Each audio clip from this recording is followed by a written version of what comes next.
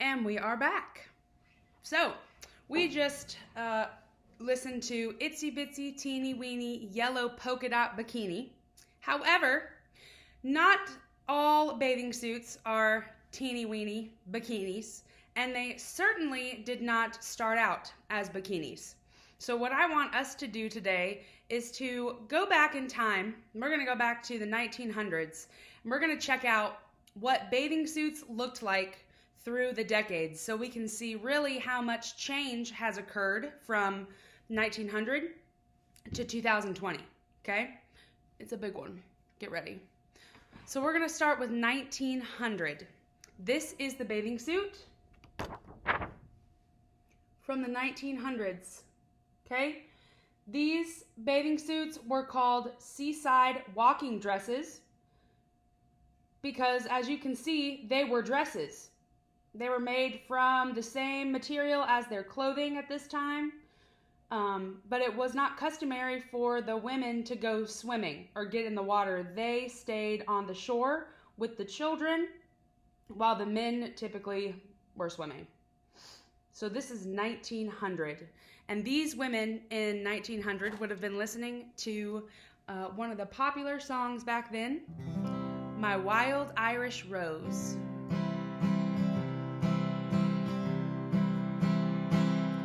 My wild Irish rose, the sweetest flower that grows.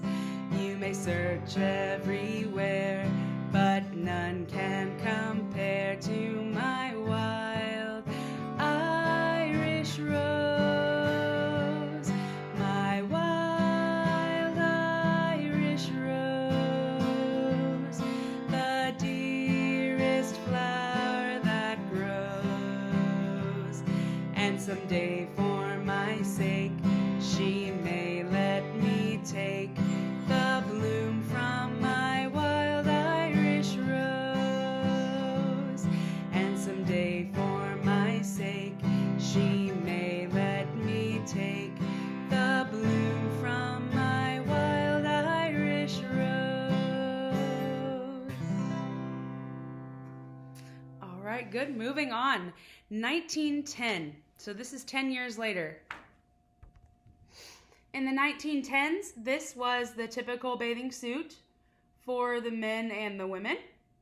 Pretty much the same thing for the ladies here, the seaside walking dresses. However, something groundbreaking did occur during this decade, and this woman was responsible. Her name was Annette Kellerman. She was a Australian woman who invented the sport of synchronized swimming. So synchronized swimming is when a bunch of people get in the water together and they do a dance, and they all have to be perfectly precise in their movements. And of course, these ladies could not do any of that in the water if they were wearing these big hefty dresses. So she created this bodysuit here. Now, it covers a lot of her body. It covers her feet, covers all of her legs, her midsection. It even covers her shoulders, okay? So the only thing that you see really are her arms and some of her chest.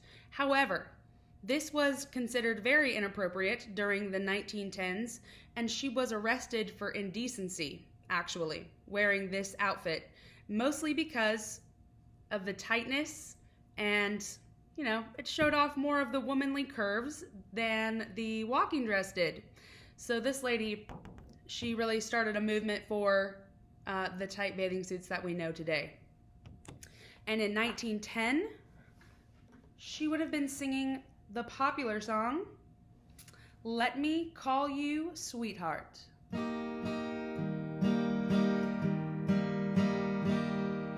Let me call you sweetheart, I'm in love with you. Let me hear you whisper that you love me too. Keep the love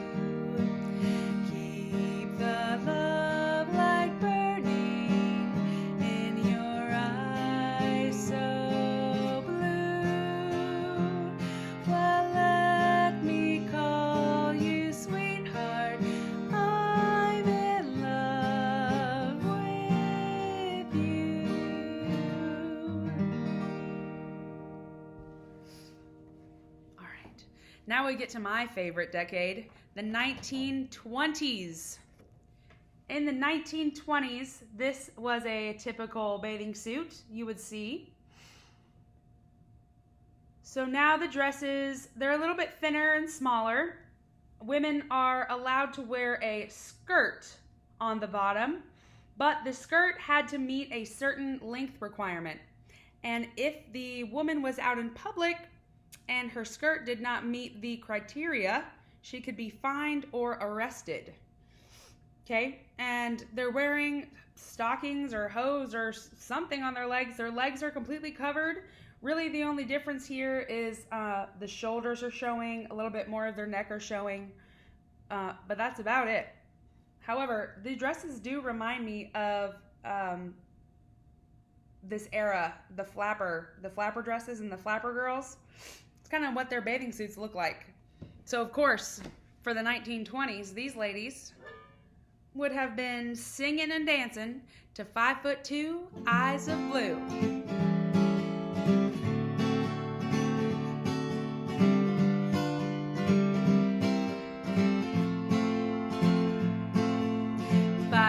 Two eyes of blue, but oh, what those 5 foot could do. Has anybody seen my gal? Turned up nose, turned down hose, flapper, yes sir, one of those. Has anybody seen my gal? Now if you run into a 5'2" covered with fur, diamond rings and all those things, bet your life it isn't her. But could she love, could she woo, could she goo? Has anybody seen my gal? 5'2", eyes of blue, but oh, what those 5 foot could do. Has anybody seen my gal? Turned up nose, turned down hose, flapper, yes sir, one of those. Has anybody seen my gal? Now if you run into a 5'2" covered with fur, diamond rings and all those things, bet your life it isn't her. But could she love, could she woo, could she goo? Has anybody seen my gal? Has anybody seen my gal? All right. Let's move on to the 1930s. Okay, in 1930, I'm going to turn this light down. Wait a minute.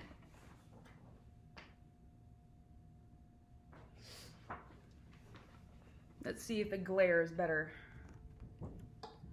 Oh, it's a little better. Okay, so in 1930, you see these bathing suits here. Clearly, the bottoms and the skirts of these bathing suits are much, much shorter. So all of our legs are shown here. The tops of the bathing suit are much more revealing. So we have spaghetti straps here, like really thin straps on the shoulder. Really, you can see all of her shoulder, a lot more of her chest, her arms, and it is definitely more form-fitting than the bathing suits that we've seen for women in the past. It's made out of a stretchy synthetic fabric instead of their regular clothing fabric. And these ladies in the 30s would have been listening to one of the popular songs then, the Wabash Cannonball. When you're listening to this song or singing along with me, I want you to listen to the words. And one of the reasons that I chose this song, because the song sounds like it is describing a very beautiful woman, okay? But it's not describing a woman. Tell me afterward if you know what it is.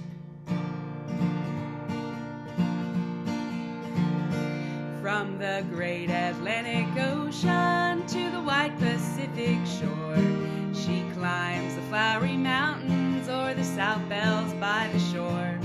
She's mighty tall and handsome and known quite well by all. regular combination on the Wabash Cannonball. Listen to the jingle, the rumble, and the roar as she glides along the woodland, o'er the hills and by the shore. Hear the mighty rush of the engine, hear that lonesome hobo's call. You're traveling through the jungle on the Wabash Cannonball. All right, here it is. Well, she came down from Birmingham one cold December day. As she rolled into the station, you could hear all the people say, now there's a gal from Tennessee, she's long and she's tall. Well, she came down from Birmingham on the Wabash Cannonball. Listen to the jingle, the rumble, and the roar as she glides along the woodland, o'er the hills and by the shore. Hear the mighty rush of the engine, hear that lonesome hobo's call. You're traveling through the jungle on the Wabash Cannonball. You're traveling through the jungle on the Wabash Cannonball. All right, very good. So, does anybody know really what that song is describing or talking about? What was the Wabash Cannonball? Not like I could actually get your answers. This is weird, but I'll just tell you, the Wabash Cannonball was a train. Okay? So let's move to the 1940s here. This is the 1940s in the United States. 1940. Now this was important because the women in the 40s are still pretty much wearing the same type of bathing suit they were before. However, in 1946 in Europe, a model wore a bikini for the first time. So the bikini, right, is the two-piece that shows the middle section of the stomach. But in the United States, the bikini was marketed as a two-piece swimming suit that revealed everything about a woman except her mother's maiden name. So clearly here in the US, the bikini was not an appropriate style yet. Also during this time in the 40s, our country was at war, and one of the popular songs to sing during this time was "Don't Sit Under the Apple Tree with Anyone Else But Me." Don't sit under the apple tree with anyone else but me. Anyone else but me. Anyone else but me. No, no, no, don't sit under the apple tree with anyone else but me till I come marching home. Don't go walking. Don't go walking down Lover's Lane with anyone else but me. Anyone else but me. Anyone else but me. No, no, no, don't go walking down Lover's Lane with anyone else but me till I come marching home. Don't sit under the apple tree with anyone else but me. Anyone else but me. Anyone else but me. No, no, no, don't sit under the apple tree with anyone else but me till I come marching home. All right. Now let's move on to the 1950s. Okay, so we have 1950 here, and I want you to notice just the very first thing that's different about this photo than the other photos I've shown you. The rest of the photos have been in black and white. This is our first color photo here. And also, we see the appearance of the first two-piece, okay? So this was not a bikini. This was considered a two-piece bathing suit. Showing your belly button, so having a lower bottom here, showing the belly button was considered inappropriate still during this time. So that's why you see the bottom is up above her belly button. They're still wearing little skirts here, so it covers the tops of their legs. We're not full-blown showing off our legs yet. And there was a appearance, the first time that the bikini appeared in a movie was in 1952 in a French film. It was called Menina, the Girl in the Bikini. So interesting for that. The bikini is starting to catch on over here in the U.S. during this time. These wonderful ladies that you just saw in the picture in the 50s would have certainly been listening to the ever-popular Elvis Presley. Warden threw a party in the county jail. The prison band was there and they began to wail. The band was jumping and the joint began to swing. You should have heard them knocked out jailbirds sing. Let's rock, everybody, let's rock. Well, everybody in the wholesale block was dancing to the jailhouse rock. Spider Murphy played the tenor saxophone. Little Joe blowing on the slide trombone. The drummer boy from Illinois would crash, boom, bang. The whole rhythm section was the Purple Gang. Let's rock, everybody, let's rock. Well, everybody in the wholesale block was dancing to the jailhouse rock. Well, number 47 said to number 3, you're the cutest jailbird I ever did see. I sure would be delighted with your company. Come on and do the jailhouse rock with me. Let's rock, everybody, let's rock. Well, everybody in the wholesale block was dancing to the jailhouse rock. A sad sack was sitting on a block of stone, way over in the corner weeping all alone. The warden said, hey buddy, don't you be no square. You can't find a partner, use a wooden chair. Let's rock, everybody, let's rock.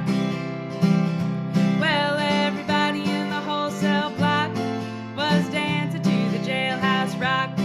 Let's rock, everybody, let's rock. Well, everybody in the wholesale block was dancing to the jailhouse rock. Everybody in the wholesale block was dancing to the jailhouse rock. And everybody in the 50s were dancing to Elvis Presley. All right, we're going to move to the 1960s.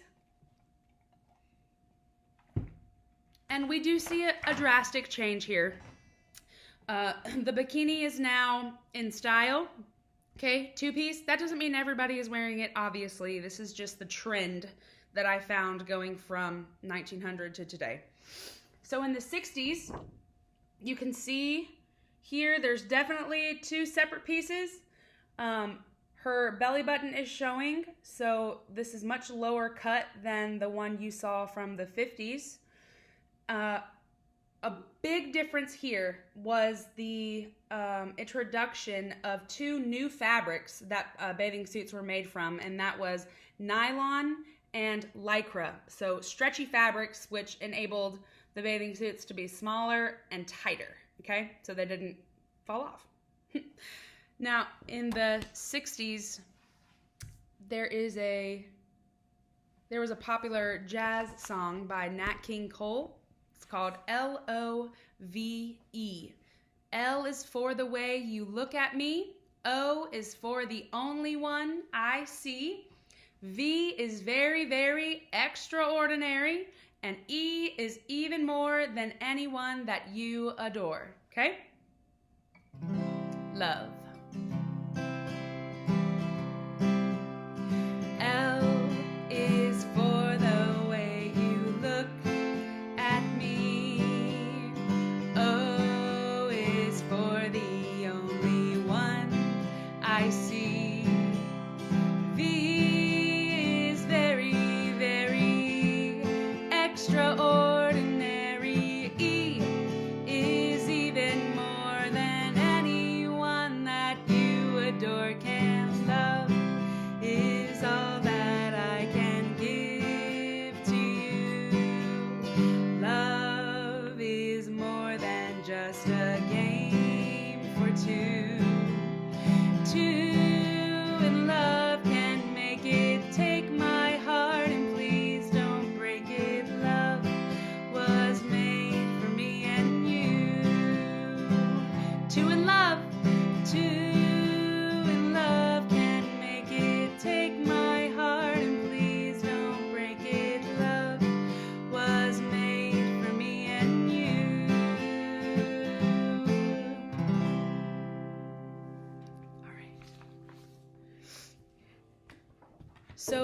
put the 70s and 80s together because there really isn't much of a change here.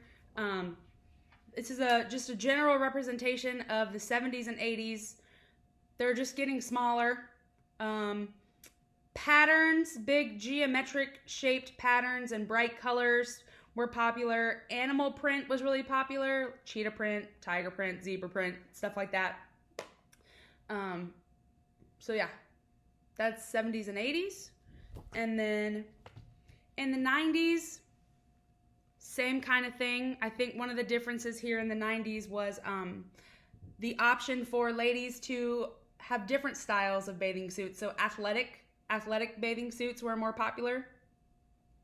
So you can tell she's wearing shorts, easier to swim, run, so forth. And then last but not least, a picture of today. And I could have gone one of two ways with today. Obviously, I could have gone smallest bikinis, or I could have gone more conservative because there is a spectrum, obviously. So I chose a group of friends here that are modeling different styles of bathing suits.